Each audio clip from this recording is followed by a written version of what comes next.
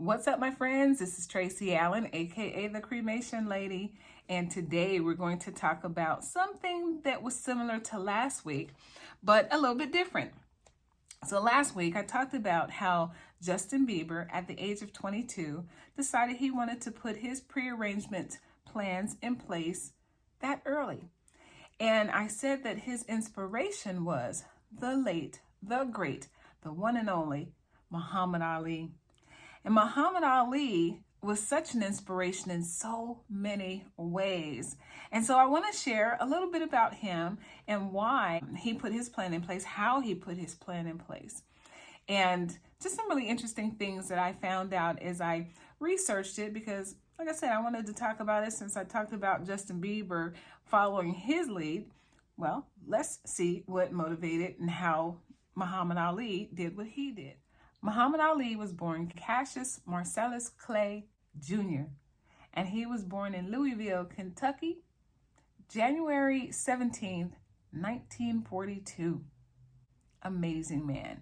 If you know anything about Muhammad Ali, you know that he was the greatest. Even if you disagree, he titled himself the greatest, and doggone it, that's what he's known as, the greatest. He's the champ. And he will always be the champ to me.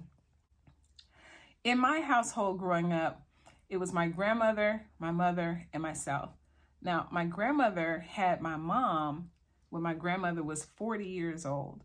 Then my mom had me when she was 15. So there was this range of ladies in the house, and all of us actually kind of taking care of one another, but especially those two took care of me.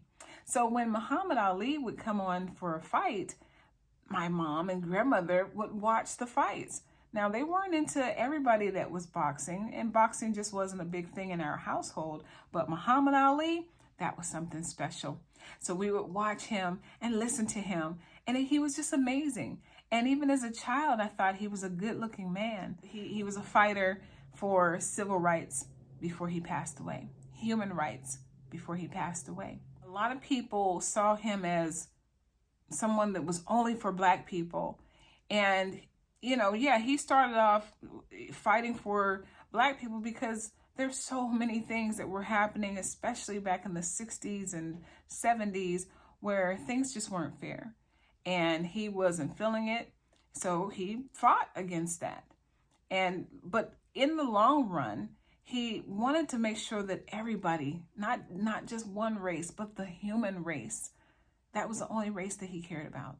And it's nice because there's so many of us that the older we get, the more we see how important it is to stay connected, that we are no one group is a monolith. People have different personalities, and we all go through different changes, and it's all for the good of the whole entire planet.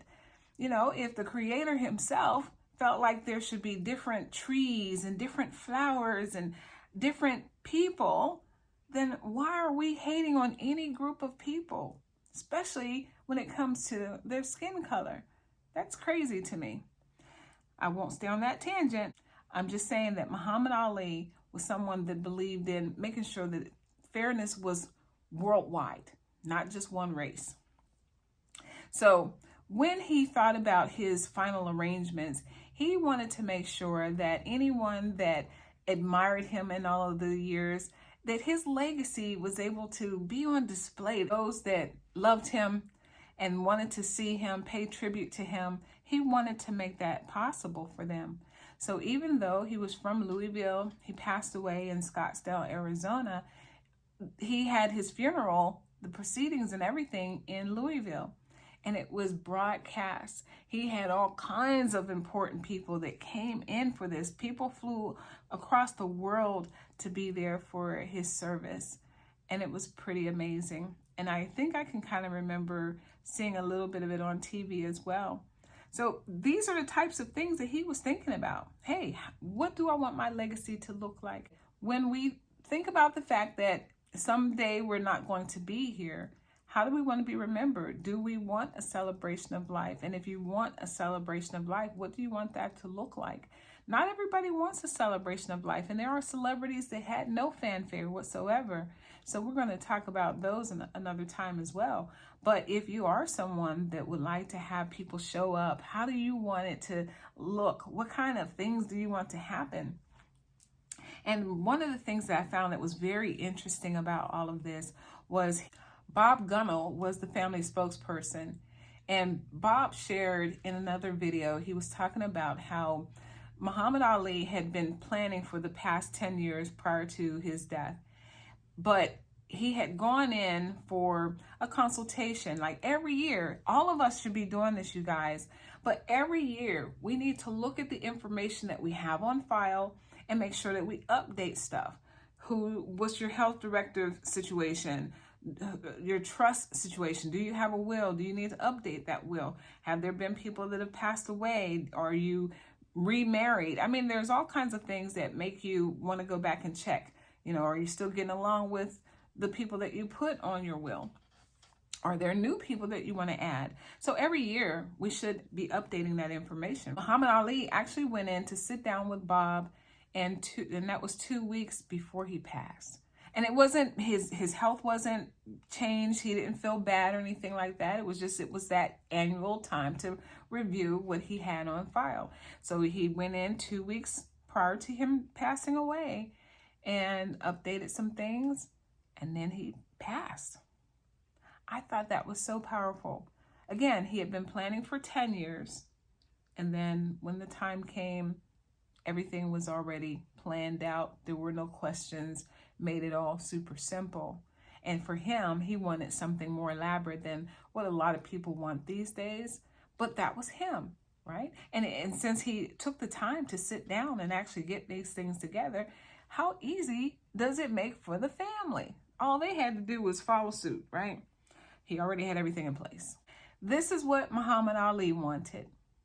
And I just thought it was wonderful the way everything was set up.